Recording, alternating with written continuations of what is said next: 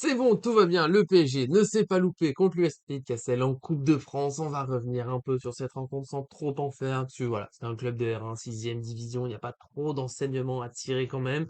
On va aussi évoquer l'huitième de finale contre l'Olympique de Marseille. Très belle affiche. Et un petit mot sur l'agent de Skriniar qui a voilà, fait un peu le point sur son dossier, qui est la piste la plus évoquée en ce moment au PSG, même si le coach Christophe Galtier a précisé que Paris cherche un attaquant pour cet hiver. Mais là-dessus, pour l'instant, c'est flou. Donc voilà, on va faire le tour de tout ça, tous ensemble. Il n'y a pas Arthur, malheureusement aujourd'hui, l'inépuisable n'est pas épuisé, évidemment. Simplement, nos emplois du temps ne sont pas coordonnés, donc c'est comme ça. Aujourd'hui, il n'y a que moi, je suis désolé, j'espère que ça vous plaira quand même. En tout cas, n'oubliez pas le petit j'aime pour vous soutenir, c'est important. Continuez de vouloir avancer dans notre projet, et puis bien sûr, abonnez-vous en activant la cloche pour ne rien manquer de nos vidéos.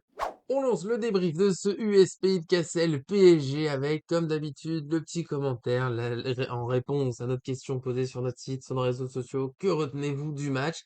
Et j'ai vu un avis assez négatif sur ce buteur du PSG, malgré le score. On a Gaëtan qui nous a dit très honnêtement, j'ai trouvé le match inquiétant. Le score ne reflète pas une demi-heure catastrophique, sans aucune cohésion. Ce premier but a fait exploser une équipe de 6e division vaillante qui n'a pas démérité. Ce n'est pas rassurant pour autant et c'est quelque chose que je peux comprendre, c'est vrai. On va l'avouer, le début de match n'était pas fantastique. On a vu le coach Christophe Galtier pas mal s'énerver. Sur le côté, à un moment, il a repris, je crois que c'est Hugo Ekitike, même si je pas celui qui est le moins battu de l'équipe. Mais voilà, c'était globalement une colère. Il l'a redit en conférence de presse, on a eu du mal à rentrer dans le match. Et c'est vrai, le pari n'était pas incroyable. Là où je mets quand même voilà, une petite prudence sur la critique, je trouve Gaëtan moins un peu dur avec le PSG, qui n'était pas extraordinaire, mais qui n'était pas non plus en difficulté. L'USP de Cassel, bah, ils ont commencé très fort, ils ont montré que c'est des vrais joueurs de foot, certes, c'est pas des professionnels. Il y avait une immense différence athlétique, c'était choquant. Ma femme a dit plusieurs fois, non mais c'est des enfants en face.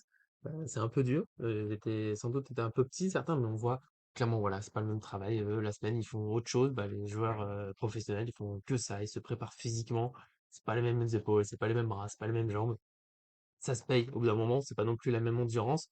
Donc le PSG a logiquement le pris le dessus, mais c'est vrai que voilà, c'était un peu difficile. J'ai bien aimé, moi, le début de match de Cassel, tout simplement. Ils ont voulu jouer. Ils ont souligné ça d'ailleurs en après-match, même s'ils devaient perdre, ils voulaient jouer leur jeu habituel, ne pas voilà, faire que balancer devant et attendre. Donc on a vu des belles passes, voilà, des très belles phases de jeu. Le petit point inquiétant, c'est que le PSG, bah, par moment, entre guillemets, s'est fait balader. Donc forcément, quand c'est une 6e division face, c'est pas rassurant, tout le monde a le Bayern Munich en tête, faudra faire mieux. On va faire mieux que le début de match, c'est sûr, mais en même temps, sur ce match-là, bah ça a suffi, voilà, à tenir le tenir entre guillemets, voilà, ne pas prendre la tempête non plus, le PSG n'a pas été trop en danger, notamment grâce à un joueur que j'évoquerai juste après. Voilà, pour moi le PSG a tenu, s'est adapté un peu à ce terrain.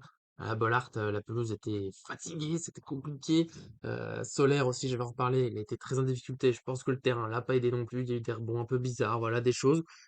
Moi, je retiens surtout de ce match que le PSG, au final, a fait le travail sans grande surprise. 7-0, c'est pas les scores qu'on avait dit, mais on n'était pas si loin. 6-1, 6-0, voilà. C'est une bonne victoire. Faut pas trop le fêter d'ailleurs. On a vu les célébrations sur les buts, c'était assez calme. Le travail est bien fait. Voilà, la qualification est là. Dans les petits points positifs, quand même, que je vais garder du match, je suis content d'avoir revu Pembele titulaire. On l'avait un peu oublié, ce joueur qui était prêté à Bordeaux, qui a été blessé là pendant 8 mois. Il revient. Arthur me dit dans la dernière vidéo que c'est peut-être lui, la future doublure, tellement comme arrière droit. Alors sur ce match, c'est pas assez pour juger, mais au moins il avait l'air assez en jambes. Quelques petites difficultés techniques, mais encore une fois, il y a le terrain. Au moins, il rejoue. Peut-être qu'il va être reprêté pour se relancer. Peut-être qu'il va rester, voilà, un peu en option. S'il arrive à bien se relancer, on sait pas, mais ça fait plaisir. Un Titi, mine de rien, qui était titulaire. On l'avait pas évoqué dans l'équipe possible. Je pensais pas qu'il était prêt pour être titulaire, mais tant mieux pour lui. Ça fait plaisir. C'est toujours ça. Autre point positif, forcément, on est obligé de l'évoquer. Je sais, parfois, il y en a trop qui a fait autour de joueurs. Ça m'agace un peu.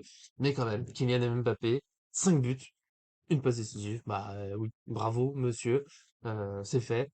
C'est un peu comme le PSG, certes, le 7-0 on l'attendait, là Mbappé il met des buts, évidemment qu'il allait mettre des buts contre cette équipe, mais il en met 5, c'est quand même beaucoup, il a pas raté beaucoup d'occasions, globalement des plutôt bons choix, c'est pas un match parfait non plus, extraordinaire, oui, il faut, minimiser le fait que c'est un adversaire de 6e division, mais c'est bien quand même de le faire, on a vu des joueurs justement qui ont pas particulièrement brillé, on peut parler d'Ekitike, difficulté, c'est pour moi le flop du match. Beaucoup ont parlé de Solaire, je vais parler de Solaire bah, en gros après.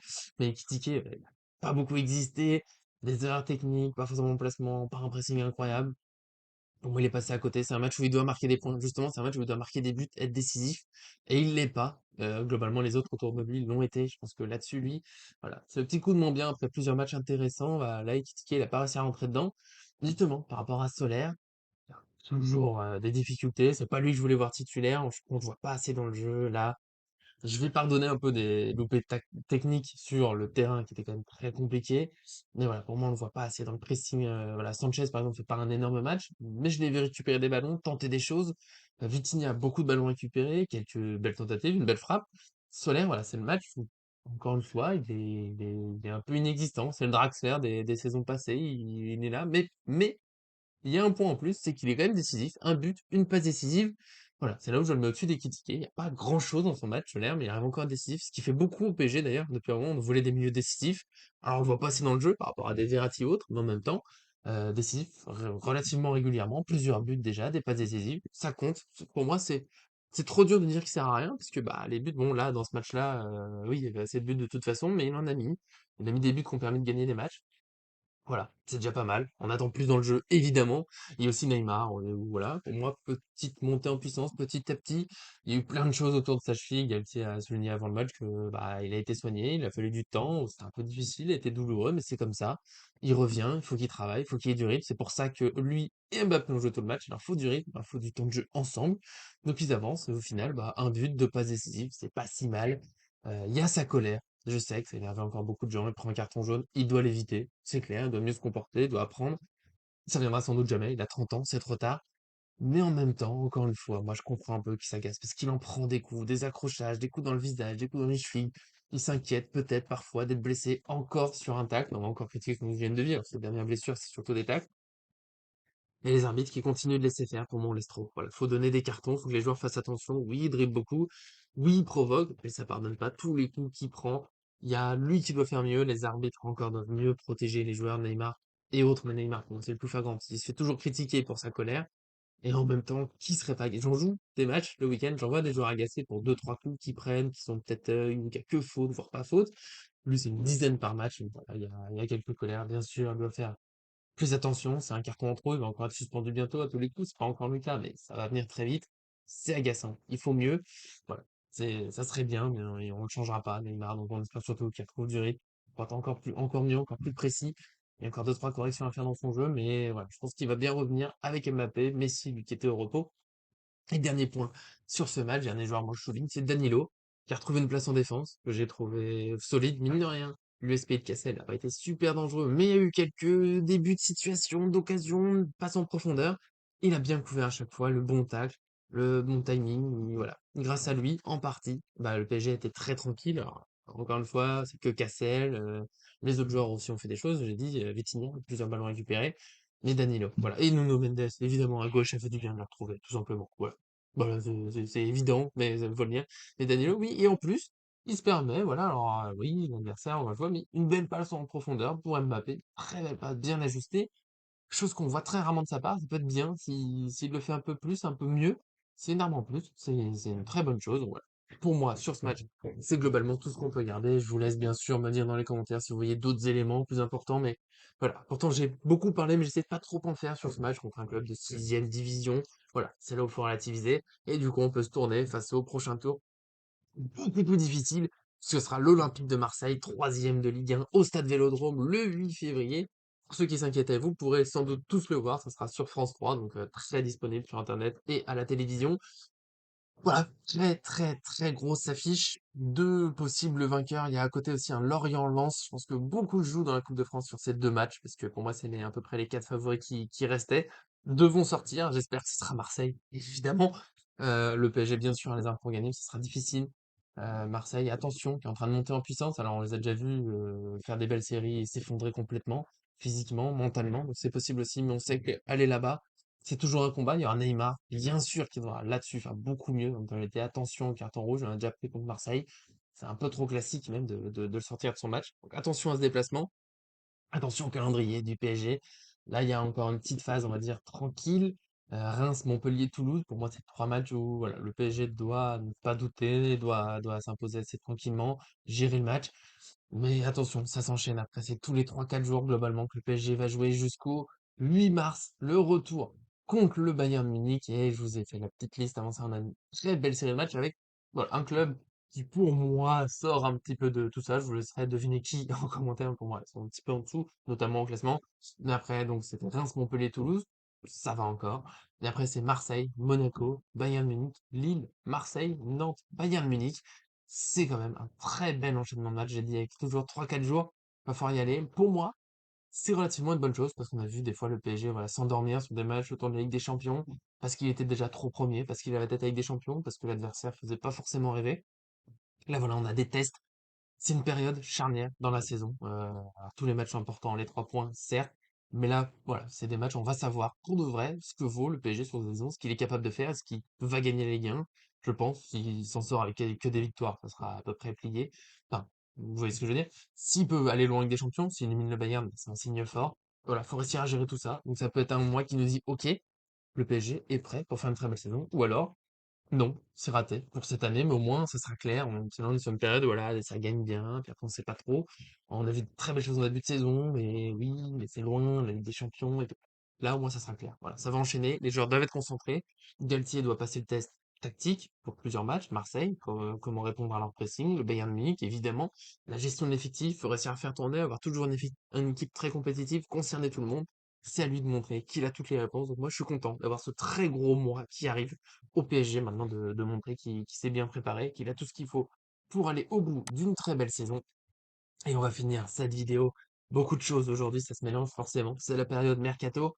Je dis juste un petit mot sur le dossier Messi qui part un peu dans tous les sens ces dernières heures. Pour l'instant, tout rien de précis. Donc on attend tout simplement un peu plus intéressant, à mon sens, le dossier Milan Skriniar, défenseur central de 27 ans de l'Inter Milan. Il est en fin de contrat.